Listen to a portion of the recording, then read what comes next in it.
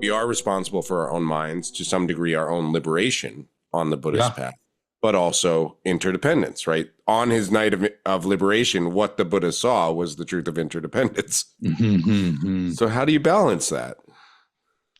Yeah, I mean, in classical terms, we have the different vehicles in the Buddhist training.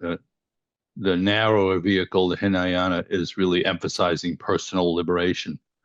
It is. If you look at the teachings, they're very much oriented around go off into a retreat or go up into the forest or go to a monastery and just work on your own psychology, basically. But then there was some kind of flip. Somebody flipped a switch, either Buddha or afterwards, and introduced the Mahayana, uh, scriptures, which are the more, people sometimes express it as egolessness or but you and other people have taken the idea that what really is being talked about is interdependence, which is a very kind of positive way of talking about the uh, inaccuracy of the idea of a fixed identity, a fixed self that is fighting against the whole universe. So the Mahayana teachings to me, and this is why we're doing, it's funny, you and I, for some reason, we're always in a sort of parallel, like I see topics coming up for you and topics coming up at Dharma Moon, and they're really like sort of evolving. But this year seems to me to be the year of the Mahayana. And you're joining us on our retreat at Menla, April 30th to May 4th. And we're going to be talking about the Bodhisattva path. And that's all about interdependent activity and recognizing the truth of interdependence. And it's not really as dualistic as people make it, like you're supposed to come out and become a warrior for helping other people. It's really about recognizing interdependence. If you relax your mind more, you'd see, well, that person's happiness is directly related to my own. It's not an artificial convention that you adopt.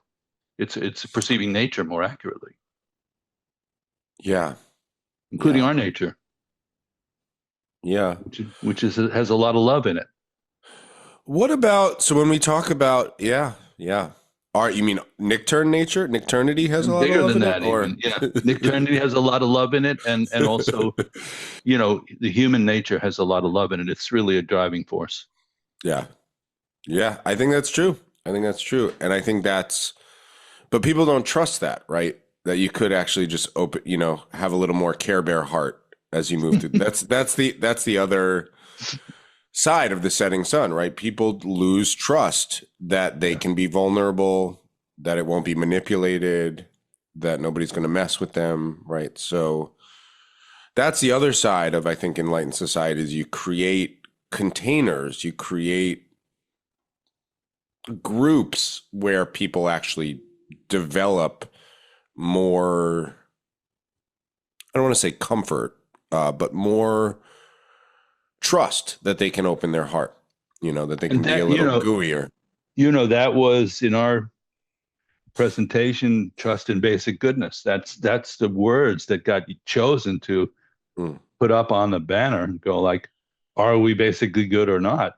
Kali Yuga notwithstanding, at the root is a person whole or really dangerously fragmented and should be carefully guarded and basically put a iron fence of distrust around every activity that we do. Hmm. So that's a big question. Whether I think that's a question of eternal human life. Is like, can we trust ourselves? Are Hmm. we good?